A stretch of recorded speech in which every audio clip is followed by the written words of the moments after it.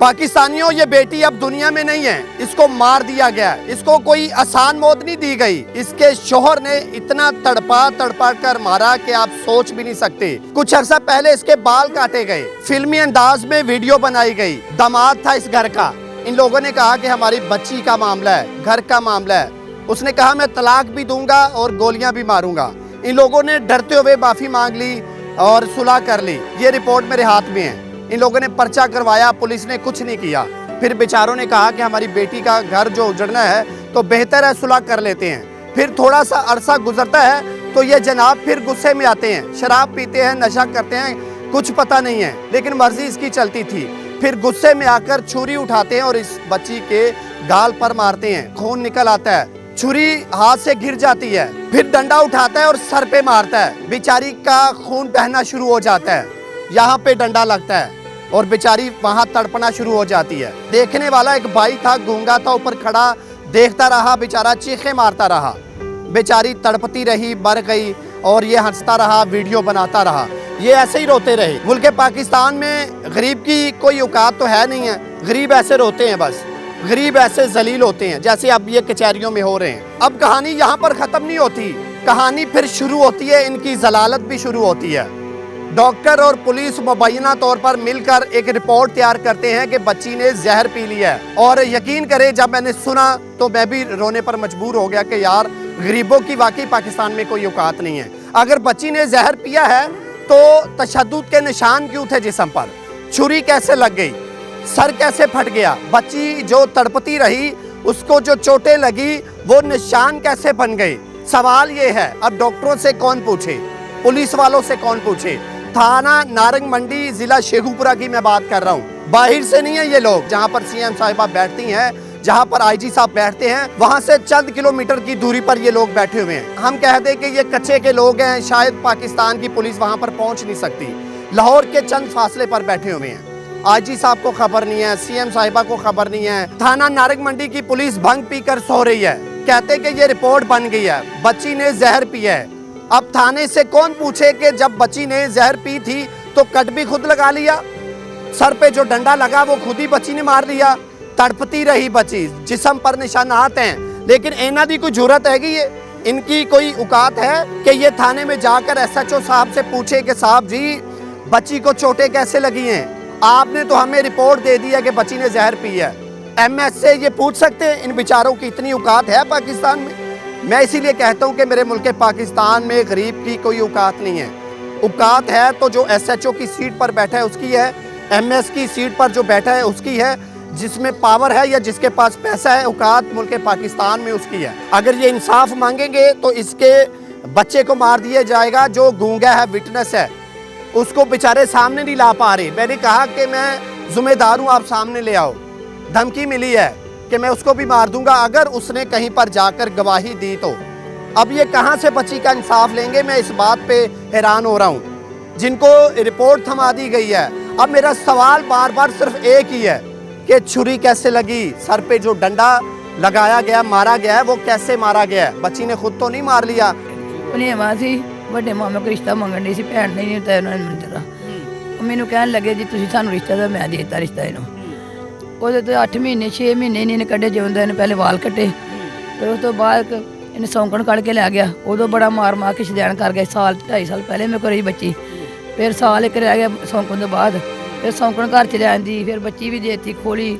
ਉਹ ਮੇਰੀ ਬੇਟੀ ਪਾਲਦੀ ਪਈ ਹੈ। ਮਾਂ ਜੀ ਮੈਨੂੰ ਇਹ ਦੱਸੋ, ਤੁਹਾਨੂੰ ਹੁਣ ਤੱਕ ਰੀਜ਼ਨ ਕੀ ਮਿਲੀ ਹੈ ਬੱਚੀ ਦੀ ਮੌਤ ਦੀ? ਬੱਚੀ ਮੌਤ ਦੀ ਸਾਨੂੰ, ਮੇਰਾ ਬੇਟਾ ਗੁੰਗਾ ਉੱਥੇ ਮੌਜੂਦ ਸੀ। ਉਹਨੇ ਕਿਹਾ ਕਿ ਮਸਾਂ ਵੀ ਇਹਨੇ ਪਹਿਲੇ ਉਹਨੂੰ ਮੂੰਹ ਭਰ ਮਾਰਿਆ, ਚੁੱਕ ਕੇ ਗੁੱਤ ਫੜ ਕੇ, ਮੂੰਹ 'ਚੋਂ ਖੂਨ ਨਿਕਲਿਆ।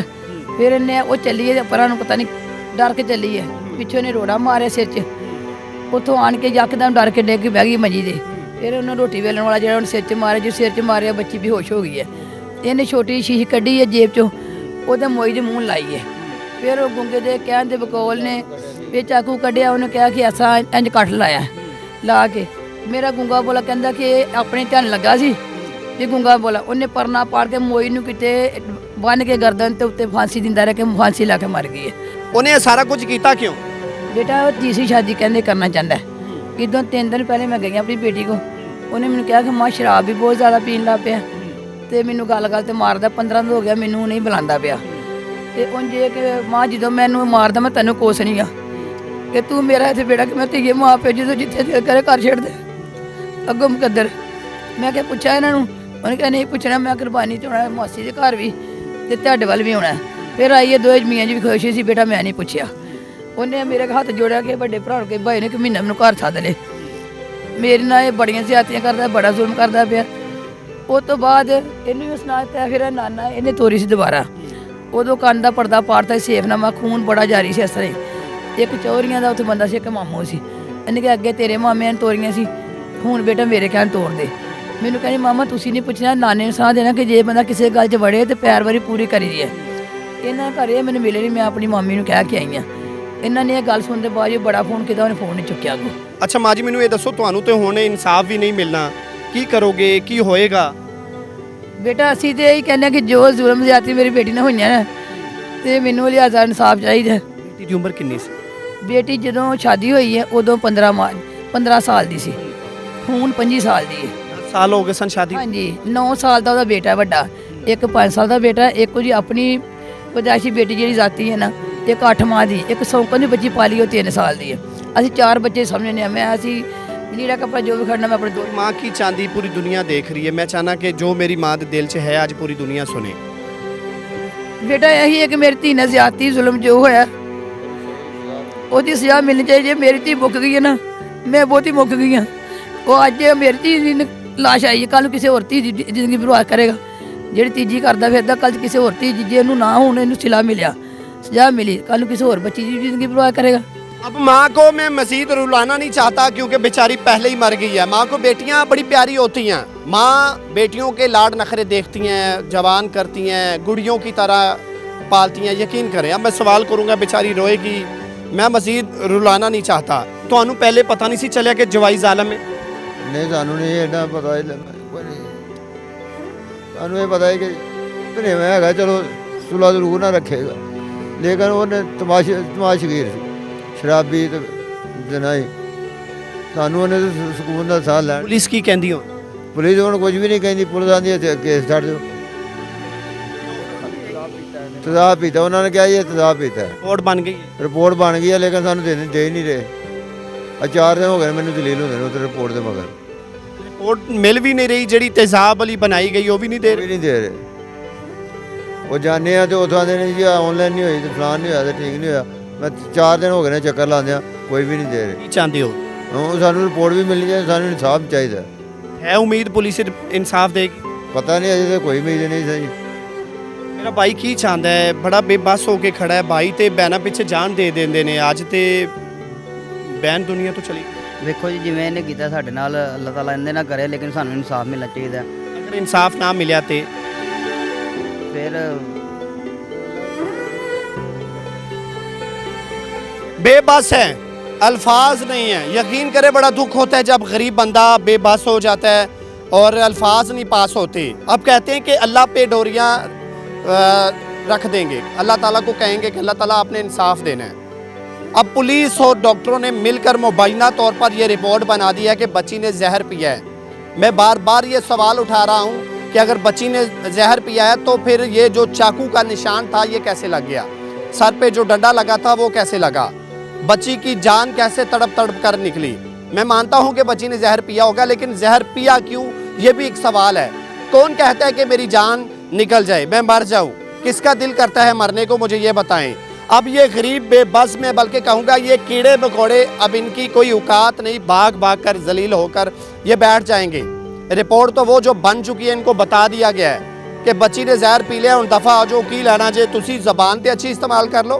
थाना नारंग मंडी की मैं बात कर रहा हूँ। तुसी अगर इन्हों की दाद रसी नहीं कर सकते, ये तो ना कहो कि हुण दफ़ा हो जाओ। मुहर्रर नूं तू कह देना है। SHO की मैं गल कर रहा कि इन्होंने बाहर कट की सर खान आ गए ने।